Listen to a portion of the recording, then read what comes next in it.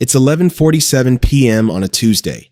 You're sitting in your car, in the driveway, engine off. You've been home for 40 minutes, but you haven't gone inside yet. You know what's waiting in there. The conversation, the same one you've had 17 times this month.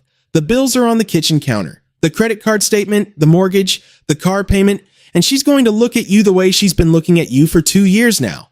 Like the problem isn't the money, the problem is you. You sit there and you think about the version of yourself you were at 23, the plan you had, the number you were going to hit by 35, the kind of man you were going to be. You thought you'd be farther along. You thought that by now, the hard part would be over.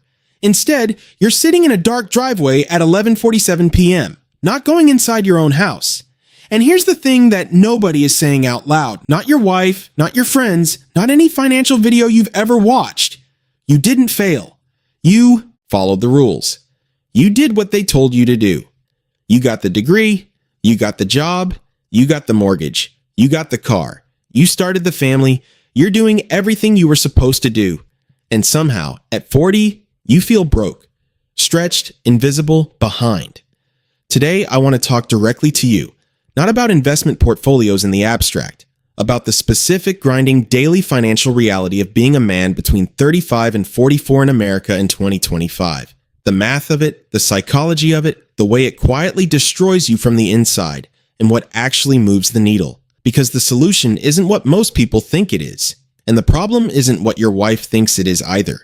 Before we go further, if you're in a place right now where things feel genuinely hopeless, not just financially stressed, but genuinely hopeless, please stay with me through this video. I'm going to come back to this because it matters, and I'm not going to be the channel that talks about money without talking about what money stress actually does to people. My name is Marcus, and I spend a lot of time thinking about the distance between where people are and where they thought they'd be, and more importantly, what actually closes that gap. If you're new here, subscribe and turn on notifications. Nothing here is financial or psychological advice. This is honest conversation. Let me show you who you are statistically, because you need to see this clearly. You are between 35 and 44. The median household income for your age group in the United States in 2024 is approximately $97,000. That sounds like a solid number. It's above the national median. It should be enough. But here's what that $97,000 is carrying. The median home price in the United States in early 2025 is approximately $420,000. If you bought in the last 3 years, you're probably at a mortgage rate somewhere between 6.5% and 7.5%. On a $380,000 loan at 7%, your monthly principal and interest payment is about $2,528. That's before property taxes, which average 1.1% nationally, adding another $385 per month, before homeowners insurance, before the maintenance that a house requires whether you plan for it or not. Your housing cost alone is likely $3,200 to $3,500 per month. The average new car payment in the United States in 2025 has crossed $740 per month. Used car payments average $525. 2 adults, 2 cars. $1,000 to $1,500 per month in vehicle costs before insurance, which averages $2,068 per year for a family. Another $172 per month. Childcare for 1 child averages $1,230 per month nationally. 2 children, $2,000 to $2,500. And that's not including school supplies, activities, sports, medical co-pays, or the quietly expanding cost of raising children that doesn't fit neatly into any single budget line. The average American between 35 and 44 carries $135,065 in total debt. Credit cards alone average $9,200 in outstanding balances for households in this age group, at an average APR of 21.59%. That's nearly $2,000 per year in interest charges, money that buys you nothing, builds you nothing, and simply evaporates. If both you and your spouse have federal student loans, which roughly 45 million Americans do, the average balance is $38,290 per borrower. Monthly payments on income-driven plans average $200 to $400 per month. Now add in the thing nobody budgets for, your parents. According to a 2024 Merrill Lynch survey, 68% of Americans between 35 and 50 are providing some form of financial support to a parent. The average amount, $2,400 per year. But when a parent has a health condition, and 72% of adults over 65 have at least one chronic condition, transportation to appointments, equipment that insurance doesn't fully cover, hours of your time that cost you nothing until they cost you everything. Add it up for a median income household in your age group. Fixed and semi-fixed monthly obligations routinely total $6,500 to $8,000 per month. On a $97,000 gross household income, you're taking home roughly $6,800 to $7,200 per month after taxes. There is almost no margin. In many months, there is negative margin. You're not broke because you're bad with money. You're broke because the math for this age group in this cost environment is genuinely brutal, and nobody says it that clearly. Here's where the financial stress becomes something else, something harder to name. At 22, you had a number. A vision. Maybe it wasn't explicit, maybe you never wrote it down, but you had a feeling for the life that was coming. The house that looked a certain way. The account balance, the freedom, the respect, the sense that you had made it. You are now 38 or 40 or 43, and you are not that version of yourself. This gap between the life you imagined and the life you have is not just disappointing. For men, it is a source of a specific corrosive kind of shame. Not guilt, which is about what you did, shame, which is about what you are. The feeling that something is fundamentally wrong with you. That other men figured something out that you didn't. That you are somehow failing at the most basic assignment of your life. This is not a weakness. Research consistently shows that men in their late 30s and early 40s face a convergence of identity stressors that is distinct from any other life stage. The gap between early adult expectations and midlife reality. The erosion of physical prime, the compression between career expectations and actual trajectory, the weight of financial obligations that arrive faster than the income to cover them. And in America specifically, male identity is fused with financial performance in a way that has no real equivalent for women. A man who cannot provide, feels like he cannot provide, does not just feel stressed. He feels like a failure as a man. Those are different things. The stress is about the money. The failure is about the identity. That distinction matters because treating a money problem as though it's only a money problem misses the actual injury. You can give a man a budget and a spreadsheet and he will not feel better if the underlying feeling is that he is not the man he was supposed to be. Let me talk about the fight you're having. The recurring one. The one about money that becomes about everything. She says there's never enough money. She's right, there isn't. But when she says it, what you hear is, you are not enough. Because in your internal wiring, your financial performance and your worth as a husband and father are not separate categories. They're the same category. So when she raises the credit card bill, you feel accused. When she asks about the car payment, you feel judged. When she mentions that her parents are coming and you need to think about the trip, you feel the floor shift under you. And because you feel accused, you defend, or you shut down, or you leave the room, or you sit in the car for 40 minutes before you can face the house. None of these responses solve the money problem, but they are completely rational responses to feeling like your core identity is under attack. Research consistently finds that financial disagreements are the number one predictor of divorce, above infidelity, above communication problems, above everything else. Not because money is more important than love, but because financial stress is chronic. It doesn't resolve itself. It grinds daily, it accumulates, and it turns ordinary moments into landmine territory. But here's the counterintuitive finding. The couples who resolve financial conflict most effectively are not the ones who have the most money. They're the ones who have a shared language for the problem, a map of the situation they're both looking at together, instead of two people each convinced the other doesn't understand. The fight isn't really about the money. It's about the absence of a shared plan. It's about the feeling on her side that there is no path forward and nobody is steering. It's about the feeling on your side that no matter what you do, it isn't enough. You are not fighting each other. You are both fighting the same problem. You just haven't found a way to stand on the same side of it yet. Demographers have a name for your situation, the sandwich generation.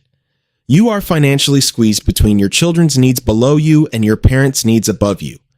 According to the Pew Research Center, about 1 in 7 middle-aged Americans is providing financial support to both an aging parent and a child simultaneously.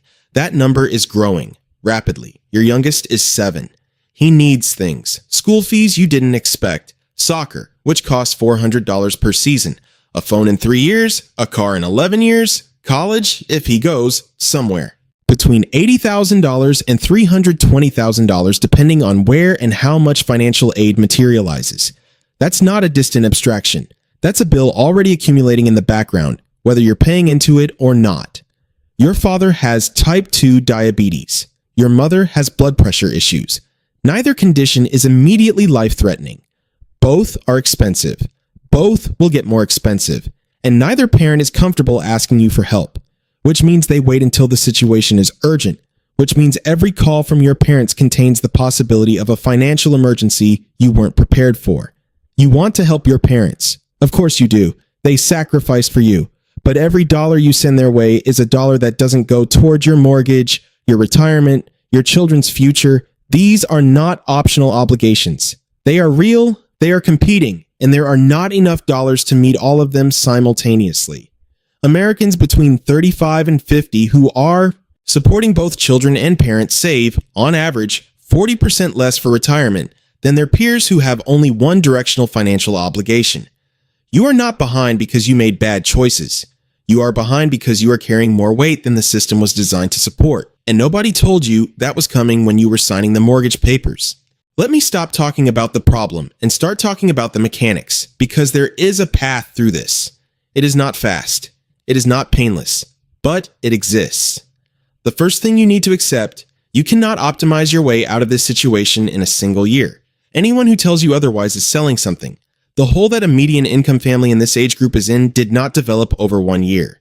It will not close over 1 year. The honest timeline to meaningful relief, not wealth, relief, is 3 to 5 years of consistent, deliberate action. But here's what those 3 to 5 years can actually produce. The first move, the one that generates the highest guaranteed return of any financial action available to you, is eliminating high-interest debt. Your $9,200 in credit card balances at 21.59% APR is costing you approximately $1,987 per year in interest. Every dollar you put toward that balance earns a guaranteed 21.59% return.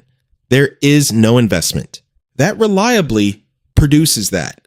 Not the stock market, not real estate. The highest return financial move available to a man in your situation right now is not investing. It's killing the debt that is currently running the clock backward on your wealth. If you free up $400 per month, 1 restaurant dinner per week, 2 subscriptions you forgot you had, 1 impulse purchase category, and put every dollar toward the highest interest debt first, you eliminate $9,200 in 23 months. In month 24, that $400 per month is yours. Invested at 7% average annual return from age 40 to age 65. That $400 per month becomes $324,000. That number is real. It is available to you, but it requires doing the least exciting thing first. The second move is building a 1-month expense cushion, not 3 months. 1 month. Approximately $6,500 to $7,000. This is not about long-term planning. It is about escaping the cognitive trap of financial scarcity. Princeton University research documented that financial scarcity consumes measurable cognitive bandwidth, the equivalent of a 13-point reduction in functional IQ. 1 month of expenses and savings quiets the background threat. It lets you think. The third move is the mortgage. 1 extra principal payment per year, roughly $400 to $600 for most mortgages in this rate environment, shortens a 30-year mortgage by approximately 3 years and saves $25,000 to $40,000 in total interest. 1 payment per year. That's the entire additional requirement. The fourth move is the parents' conversation. You cannot pour from an empty cup. If you deplete your own financial stability trying to support your parents without a structure, you will eventually be unable to support them at all. Have the direct conversation about what you can actually do. A specific amount, monthly, on a schedule. Not, I'll help when something comes up, which means you're always reacting to emergencies. A committed, predictable amount you can budget for and they can plan around. $300 per month is $3,600 per year. It is meaningful. It is budgetable. It is sustainable. Also explore what your parents may already qualify for. Medicaid for low-income seniors. Medicare Advantage plans that cover more. State pharmaceutical assistance programs. The National Council on Aging's Benefits Checkup tool catalogs over 2,500 federal and state assistance programs for older Americans. Many families are not accessing benefits that exist specifically for their situation because nobody told them to look. You are between 35 and 44. Here is the number you need to understand.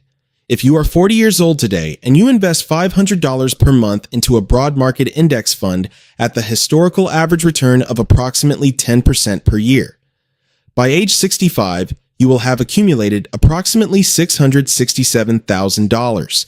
That is not a small number. That is a number that can fund a retirement. $500 per month for 25 years. That's $150,000 of your money and $517,000 in returns. If you are 40 and currently have $25,000 in a 401k, the median for your age group, and you add $500 per month for 25 years, you have approximately $714,000 at age 65. If you wait until 45 to start that $500 per month, just 5 years later, you accumulate approximately $379,000, not $714,000. Those 5 years cost you $335,000 in final wealth. The math of time is more powerful than the math of amount. You cannot buy back the years between 40 and 45. You can decide that the $500 per month starts now. A 401k employer match is a 100% return on investment before a single dollar is invested. If your employer matches 50% of contributions up to 6% of salary, and your salary is $80,000, and you're not contributing at least 6%, you are leaving $2,400 per year on the table. Guaranteed free money that your employer has already budgeted for you. That is the first place to look before any other financial move. Let me come back to the marriage. Your wife is not your enemy. She is scared. When she raises the credit card statement, she is not attacking your competence. She is expressing fear about the future, fear that things will not be okay, fear that the plan she signed up for is not working, fear that the two of you are moving apart rather than together. Fear expressed without a shared framework turns into accusations. That's the conversation you've been having. Not because either of you is wrong, but because you don't have a shared map. The most important financial meeting you can have is not with a financial advisor. It is with your wife. On a specific evening, with the phones off, with coffee or a drink, and with one ground rule. We are on the same side of this table. We are not across from each other. We are both looking at the same problem. In that conversation, put the actual numbers on paper, not to shame anyone, to make the problem visible and shared, the income, the fixed obligations, the debt, the margin or the lack of it, the timeline for when things change. Couples who share a financial map, even a painful one, consistently report higher relationship satisfaction than couples who avoid the conversation. Not because the map makes the problem go away, because the shared map makes them partners again instead of adversaries. She doesn't need you to fix it by next month. She needs to believe there is a direction, that someone is steering, that you two are steering together. That meeting is more valuable than any individual financial decision you could make right now. The 5 moves. What actually changes the trajectory? Move 1. Have the money meeting with your wife this week, not next month, this week. Numbers on paper, phones off, same side of the table. Walk out of that meeting with a shared picture of where you are and a shared list of 2 or 3 things you're going to do differently. Not 10 things, 2 or 3, small enough to be real. Move 2. List every debt you carry with its balance, interest rate, and minimum payment. Rank by interest rate, highest to lowest. Every dollar above minimum payments goes to the highest rate debt first. This is the avalanche method, mathematically. If you need psychological momentum more than mathematical precision, attack the smallest balance first instead. Get that win and redirect the freed up payment to the next one. Either method works. Paralysis doesn't. Move 3. Contribute at least enough to your 401k to capture the full employer match. If you are not doing this, you are leaving guaranteed free money uncollected. No other financial move has a better guaranteed return. This happens before you invest anywhere else. Move 4. Build a 1-month expense buffer in a high-yield savings account, not $50 per month aspirationally. Sell something. Cut something. Find the $1,000 to start. Even $1,000 changes the neurological relationship to financial stress. It quiets the background threat calculation enough to think more clearly. Move 5. Name the dream. Write down a specific financial target with a specific date. Put it somewhere you see it, not as a motivational poster, as a navigational target. Every financial decision either moves toward that target or away from it. That's the only filter you need. The man sitting in the car at 11:47 p.m. didn't fail. He got handed a set of obligations that the system designed for a different era, when houses cost 3 times income instead of 6, when car prices were lower, when healthcare wasn't quietly bankrupting families, when retirement wasn't entirely the individual's responsibility. He also got handed a definition of manhood that says his worth is his net worth. And he believed it, because everyone around him believed it too. That definition is wrong, and acting as though it's right has cost you more than money. You are not behind because you are weak. You are behind because the math is genuinely hard and nobody gave you the honest version of it when you needed it. You are not failing your family because you can't pay for everything. You are showing up for your family, imperfectly, stressed, sometimes sitting in the car for 40 minutes, but showing up. That matters more than the account balance. The path forward is not dramatic. It is not a side hustle that changes everything overnight. It is not a stock pick or a crypto bet or anything that promises to compress 20 years of compounding into 20 months. The path forward is the money meeting, the debt list, the 401k match, the buffer, the name dream, and the willingness to let 3 to 5 years of consistent, unglamorous action do what glamorous shortcuts never actually do. You did everything right. The system made it harder than you were told it would be. Now you know what you're actually dealing with, and that is the beginning of changing it. If this video said something you needed to hear, hit that like button, subscribe, and share it with someone who's sitting in their car right now. Drop a comment and tell me, what's the move you're going to make this week? I read every single one. And if you're in a dark place tonight, not just financially stressed, but genuinely dark, please text or call 988. You matter, not because of your bank balance, because you do. See you in the next one.